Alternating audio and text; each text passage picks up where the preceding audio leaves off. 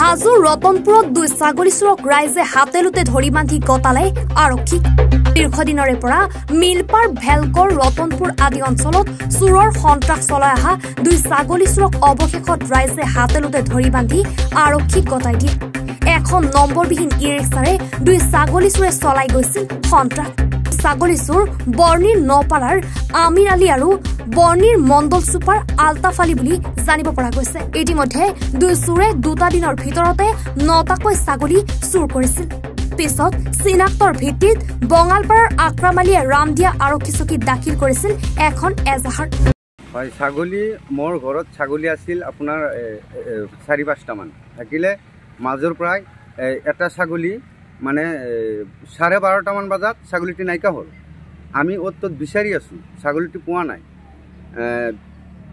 আপোনাৰ অত বিচাৰি থকা অৱস্থাত আমি ফোন পালোঁ যে ছাগলী চোৰ যে ধৰাত পৰিল আপোনাৰ ৰতনপুৰ চকত। আমি শুনা পালোঁ বোলে আমাৰ ছাগলীটো পোৱা নাই। এনেকৈ বিচাৰ কৰি থকা অৱস্থাত মানে আকৌ গম পালোঁ যে চোৰ ধৰি ৰতনপুৰৰ ৰাইজে চোৰ ধৰি ৰামদিয়া থানাত মানে আনি হাজিৰ দিছে। তাৰপিছত আমি ৰামদিয়া থানাত আহিলোঁ। আহি চাওঁ যে হয় আমাৰ ছাগলীটো তাত বানা আছে, চোৰে আমাৰ ছাগলীটো নিছিল। ইয়াৰ আগতো আমাৰ 9টামান ছাগল হেৰাইছে। মোৰ নিজৰ 4টা হেৰাইছে, মোৰ মাজু দাদাৰ ছাগল তাৰমানে 4টামান হেৰাইছে। হাজোৰ পৰা মৃদুল মজুমদাৰ ৰিপৰ্ট, এনি ভাৰত 24। নমস্কাৰ, মই অজয় ফুকন আৰু এইখিনিতে সমূহ এনি ভাৰত চেনেলটোৰ যিসকল কৰ্মকৰ্তা আছে সকলোৰে মোৰ ফালৰ পৰা শুভেচ্ছা জ্ঞাপন কৰিছোঁ।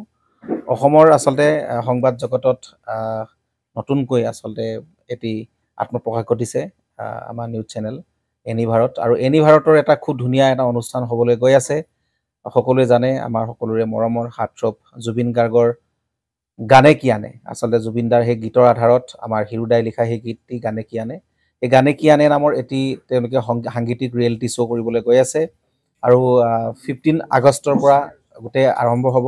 প্ৰথম অডিশ্যন অসমৰ ধেমাজি জিলাত আৰম্ভ কৰিব।